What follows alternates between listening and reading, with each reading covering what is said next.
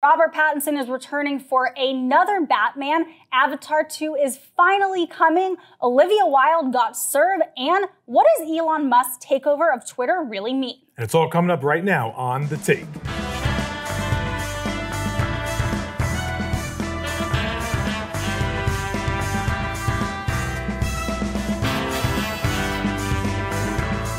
Hey everyone, and welcome to The Take. I'm Elizabeth Wagmeister. And I'm Clayton Davison. We're here to give you our take on some of the week's biggest stories. And there are some big stories because there's a little bit of a festival going on in Las Vegas. Yes, there is. So this week was CinemaCon. This is the annual convention for movie theaters where the big movie studios come. They present what's coming up on their slate for theater exhibitors. Now, there's always a ton of news to come out of CinemaCon. We got release dates, we got our first look, trailers at so many films, starting with Margot Robbie's Barbie, which is coming out in July 2023. We got our first look at that.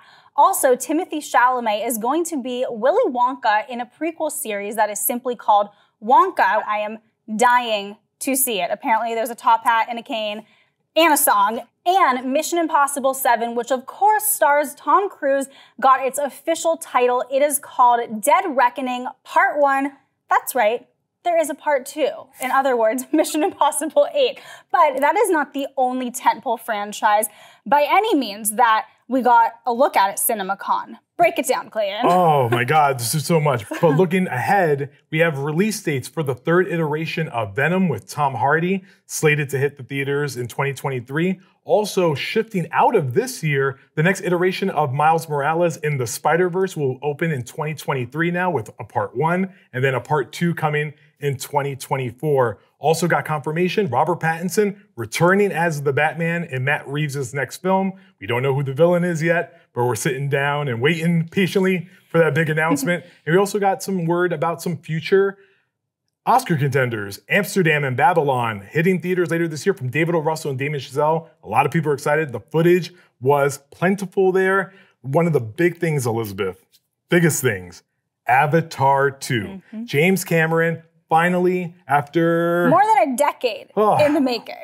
And now that it's here, it looks like it's finally going to come here. This December, Avatar 2 also got a new title, The Way of Water. We're really excited about it. Kate Winslet in there, Sam Worthington, Zoe Saldana, Sigourney Weaver returning. I don't understand how. She died in the last one. Spoiler alert for a 13-year-old movie. It came out in 2009. You're fine with the spoilers. And it's obviously one of the top 3 highest grossing films of all time. I wonder if it can actually overtake itself. What's interesting is, as we're just talking about all these films, there's a Part 1, there's a Part 2, there's a Part 10. It just feels like this trend in movie theaters is that we are seeing sequel upon sequel and franchise upon franchise. Now, I'm not saying that's a bad thing because we do want to bring people back to theaters and it's exciting to see these box office numbers and to have these big tentpoles, but you know, it's just like, really? I mean, it is stretching the dollar out, but listen, there's a lot of franchises to cover. I mean, one of the big things that came out of CinemaCon was the first footage from The Flash with Michael Keaton and Ezra Miller, who's going through a time right now. Is it difficult? He was arrested. He was arrested a few times. Yes. But Michael Keaton coming back as Batman from 1989, the Tim Burton version. We're all really excited about it. I am interested to see how this Ezra Miller thing is going to play out moving forward because it's not like they're going to bring him back for future movies. Is this another one-off? And with DC Entertainment kind of going through an overhaul at Warner Brothers, it brings about some interesting questions. That will definitely make for a very complicated press tour when that time comes. But I'm really excited for the second Batman. I think everybody knew it was coming with Robert Pattinson, but that's a really big announcement that officially came. Less runtime, please. but I am excited for it. But there's been some personal stuff playing out in CinemaCon too. I think you want to talk about that. Yeah, so one of the most bizarre stories to come out of CinemaCon is Olivia Wilde, who was there to present her big second feature film that she is directing. It's called Don't Worry, Darling. Well, she was on stage presenting to theater exhibitors, and suddenly an envelope came up to her from someone in the audience. She seemed very confused. She said, "Is this for me?" And nobody knew the contents of that envelope until now.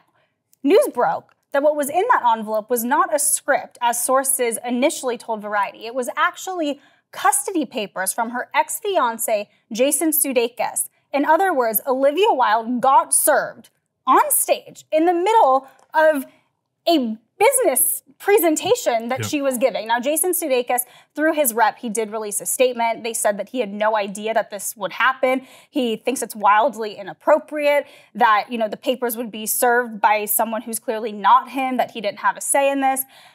I don't know. This seems incredibly fishy. I understand that it wouldn't be him that's serving the papers, but when you are a big star and you were engaged and shared children with another big star, you'd think that you would have some awareness of something like this happening. Yeah, it is possible that he didn't know. You know, it goes through lawyers and he may not have known.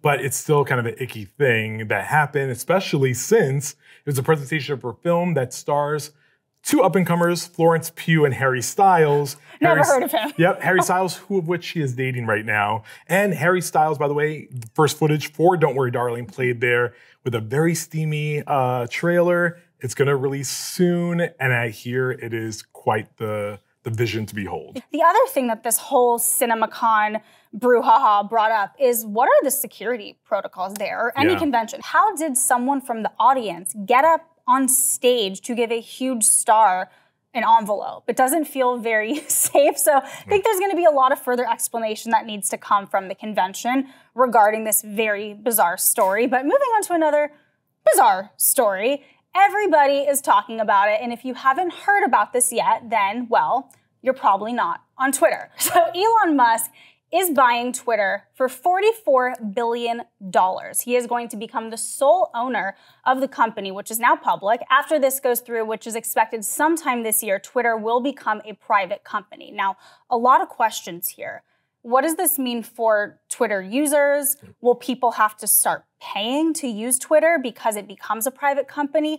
But the big concern here is, what does this mean for censorship on Twitter? Now, Elon Musk, he has been talking a lot about free speech, and that by him taking ownership of Twitter, he really wants to bring back free speech. Now, of course, free speech is a good thing, but there's a lot of concerns here as to what exactly this means. So what is your take on all of this? So I have two thoughts here. First, obviously, is that he just narrowly outbid me because I was right there and then they didn't take my offer. That means that you need to now buy all of the companies that I don't own. Please give me your money, Claire. Exactly. The second point, and this is the most important thing, is that he is the richest man in the world. In the world. It is estimated that it would cost $20 billion to end homelessness in America. He could end homelessness twice and still own 85% of his wealth, but he's choosing to buy a website that is free, just so people can start saying the N-word again on Twitter. And that is the misconception of, like, this is, you know, bringing free speech back. You can say whatever you want anywhere. And if he makes it a private company, if people think they're going to be able to say what they want now, I don't know if that's true. And he blocks plenty of people on his own from his own Twitter account. So maybe he's not so open to free speech as we think he is. I think Twitter is already an incredibly toxic place. I don't want it to get any more toxic. But obviously, Elon Musk is a very polarizing figure. And right now, 90% of Twitter's revenue comes from advertisers. So it'll be interesting to see how these companies and how these advertisers react to him now being the owner. If they pull out, if that means that users are now going to have to pay to use Twitter. There's a lot of questions, a lot of thoughts. We could talk about it all day, but unfortunately we are out of time. Thank you as always for joining us right here on The Take, and we'll be back on Friday. Thanks for watching.